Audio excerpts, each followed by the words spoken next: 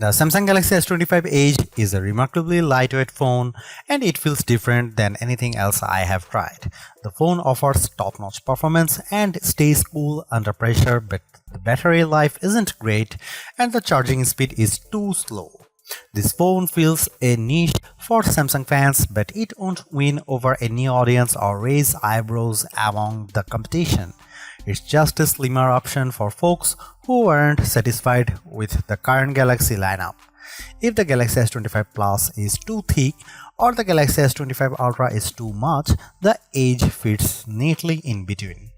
Samsung understood the assignment with the Galaxy S25 Edge, but it didn't strive for extra credit. The goal was to make a Galaxy S25 Plus that's easier to hold, but Samsung did not set out to make the thinnest phone possible. In fact, the Galaxy S25 Edge isn't even the thinnest phone Samsung makes today. Instead, it did what Samsung does best. It gave us a little more inside a little less. The Galaxy S25 Edge is a very good phone and it feels like something unique compared to every other phone I have reviewed. The difference is noticeable. It's much slimmer and lighter than almost everything else, even when wearing a case. Still, the S25 Edge isn't a revolutionary new design, and I can't help but anticipate the competition it's going to face from Apple in the shape of the rumored iPhone 17 Air. This is the thinnest Galaxy S device Samsung has ever crafted. It's 1.5mm thinner than the Galaxy S25 Plus and almost 2.5mm thinner than the Galaxy S25 Ultra. Could I feel that millimeter in my hand? I'm not sure, but between the thinness and the weight reduction, it's almost a full ounce lighter than the Plus and 2 ounces lighter than the Ultra. The Galaxy S25 Edge is undoubtedly a standout. The Galaxy S25 Edge isn't the phone for you if you want the thinnest phone possible.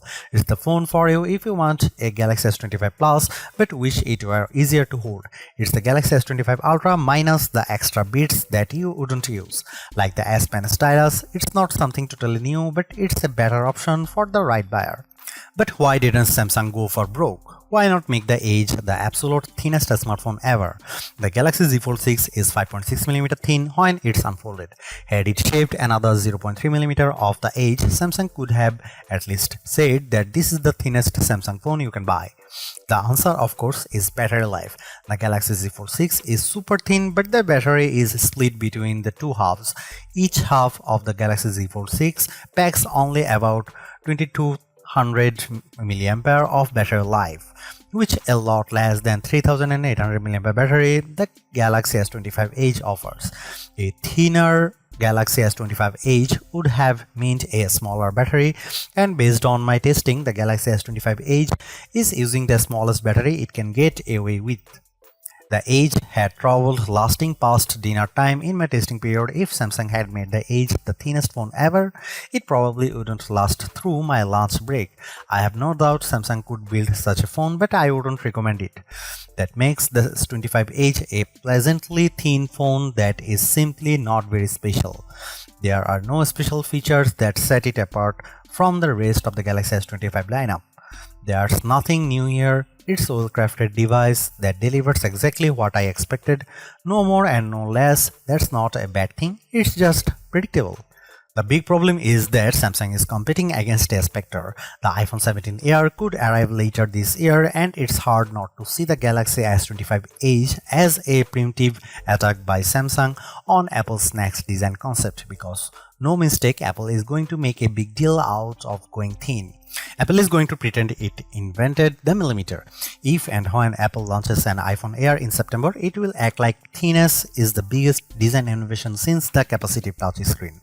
All other specs be damned, and I think Apple will be willing to shrink the battery and cut back on cameras even more severely than Samsung. If that happens, the iPhone 17 Air will probably be less capable than the Galaxy S25 Edge in many ways, but it will give Apple the all-important bragging rights. Apple could use the dual OLED display found on the iPad Pro, and recent rumors suggest that rumored phone will be around 5.5mm, making it thinner than any phone Samsung currently sells. In a way, this takes the pressure off Samsung. The Galaxy S25 Edge is a very nice phone and it fits neatly in Samsung's price ladder as a little nicer than the Galaxy S25 Plus, but not as feature-packed as the Galaxy S25 Ultra. It doesn't need to prove anything. The Galaxy S25 Edge does fine with less without trying to be the most. Samsung certainly does make it hard on me to decide if the Galaxy S25 Edge is worth its cost. A phone this sleek is an engineering marvel on its own and surely deserves a premium cost attached to it, but there are trade-offs that I'll go into detail in the other categories. For $1,099 you get a phone with 256GB of storage. Upgrading to 512GB raises the price to $1,219. There are 3 color options to choose from: titanium silver, titanium jet black, and titanium icy blue. There's a part of me that wishes for a couple of extra choices, especially considering how a phone of this caliber begs to be naked to show off its best asset. Samsung does make an ultra thin case that doesn't add a whole lot of bulk, but it would have been nice just to have a couple of extra colors to choose from. The Galaxy S25 Edge is now available globally with up to $630 off in savings with a qualifying trade-in. Like the rest of the Samsung Galaxy S25 family, the S25 Edge gets 12GB of RAM to support the Qualcomm Snapdragon 8 Elite for Galaxy chipset inside. This platform has proven powerful and very efficient in my reviews of the best Android phones this year. The 6.7-inch display on the S25 Edge seems to be identical to the Galaxy S25 Plus. The main camera uses a new 200MP sensor that we haven't seen before, which is a bit smaller than the 200MP sensor on the Galaxy S25 Ultra but larger than 50MP sensor on the Galaxy S25 Plus. There is no telephoto lens, but the Edge seems to use the same 12MP ultra-wide camera as the S25 Plus. The Galaxy S25 Edge comes with 3900mAh battery under its display, which is even smaller than the 4000mAh battery beneath the Samsung Galaxy S25 6.2-inch screen. That's what you sacrifice when you make a phone thin. The real selling point for the Galaxy S25 Edge isn't the thinness, it's the lightness. You have to hold this phone to appreciate it. You can't just look at the S25 Edge if you want to experience how thin and light it is. Photos don't do justice to the remarkably lightweight, and that's a big part of the experience. If you get pinky finger fatigue from balancing your phone, the Galaxy S25 Edge might be the phone that will save your favorite digit. Even though it has a huge 6.7-inch display, the Galaxy S25 Edge is lighter than the iPhone 16 or Pixel 9. It's only 1 gram heavier than the 6.2-inch Galaxy S25, but it feels lighter since it's less dense. The design overall looks nearly identical to that of the Galaxy S25 Ultra, but on very close inspection things are less impressive. Frankly, the build quality of the Galaxy S25 Edge seems messy compared to the Ultra or to any other Apple iPhone. There are gaps between the frame and the back glass. The SIM card tray doesn't line up perfectly. There's a gap between the camera bump and the back of the phone that I worried would pick up dirt, and by the end of my review period, that was the dingiest part of the phone. This phone could have been special. Samsung could have tried something new, like capacitive buttons on the side, a trick that rumors say Apple is considering. It could have had super fast charging to go with the slim battery. It could have had unique colors or unique finish. Instead, it's just a slimmer version of a phone we got 6 months ago, and it's not even a really nice version at that. The Samsung Galaxy S25 Edge, like the Galaxy S25 Plus, is sort of a hidden gem in Samsung's lineup when it comes to display quality. While the Samsung Galaxy S25 Ultra has a slightly larger 6.9-inch screen, all three phones all have the same resolution. When you pack the same pixel into a smaller display, you get a screen that's technically sharper in terms of pixel density, which is to say that Samsung Galaxy S25 Edge has a fantastic screen, one of the best you can find on any phone. It is plenty bright even in bright sunlight, though the Ultras does beat the Edge thanks to the addition of the remarkable coating that Samsung has been using for a couple of years to eliminate glare on its flagship flat phone. The display can refresh at up to 120Hz. Take that iPhone 16 Plus, and thanks to LTPO tech, you can even get a full color always on display that refreshes as slowly as 1 Hz to save power. For better and for worse, the Galaxy S25 Edge uses the same One UI 7 interface as the rest of the Galaxy S25 family, with Android 15 serving as the engine.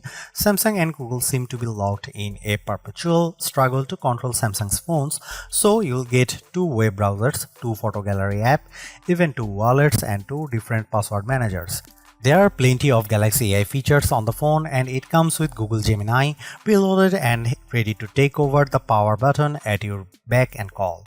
I think we may have already hit the wall with AI features. Samsung has been touting its Now Brief widget and app since the Galaxy S25 launched, and it's a completely useless piece of software.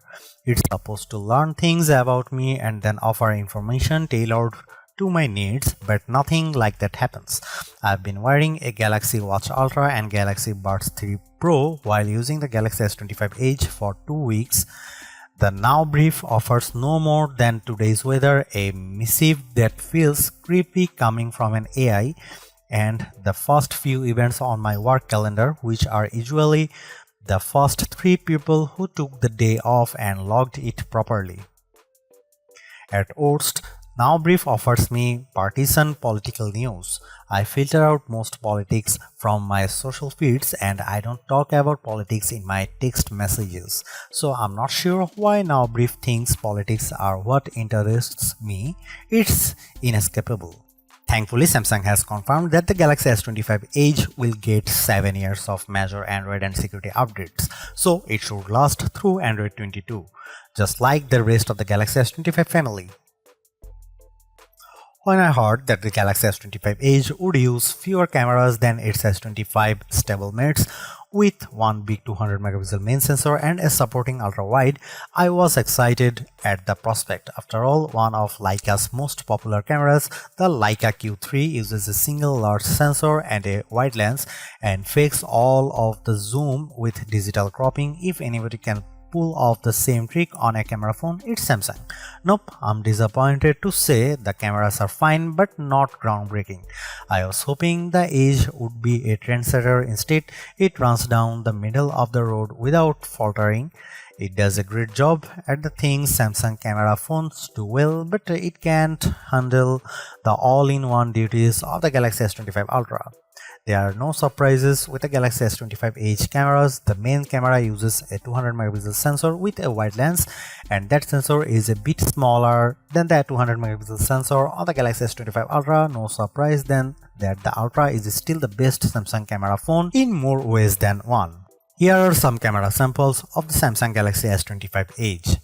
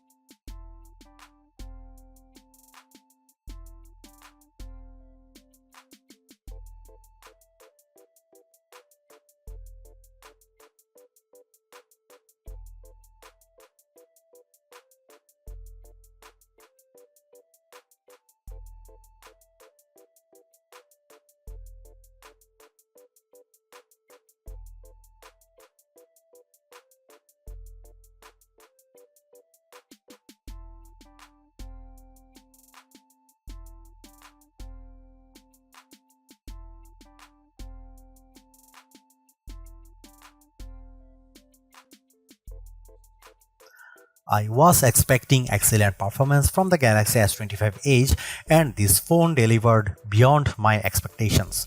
It was plenty fast, with the overclocked Snapdragon 8 Elite for Galaxy chipset providing a bit more boost than you will get on a non-Samsung Snapdragon phone. Samsung has also done a remarkable job of keeping the phone cool even when you push the performance to the limit. I perform a stress test where I run multiple mapping apps on a phone and play music over Bluetooth, then sit the phone above my car dashboard in the sunshine. Most phones take less than an hour of this punishment before they shut down due to overheating.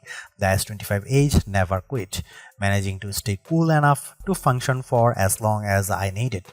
That's incredible. Every iPhone, Pixel phone, and Galaxy phone I have tested has failed this endurance test. The Edge really lives up to Samsung's claim of much better cooling. That 10% larger vapor chamber clearly makes a real difference. This makes the Galaxy S25 Edge an easy contender for a best gaming phone ranking. It offers a great performance and superior cooling, everything a gaming phone needs. I also had fun playing games with the Galaxy S25 Edge clipped into my Xbox wireless controller using a cheap third-party attachment from Amazon. The phone is so lightweight that gaming for long periods was a breeze.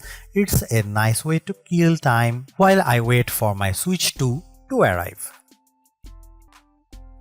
The Galaxy S25 Edge is remarkably thinner and lighter than your average flagship model, complete with the same One UI 7 experience and the Galaxy AI features found on the S25 Ultra. But despite its impressive design, the Galaxy S25 Edge's biggest shortcoming is its battery life performance.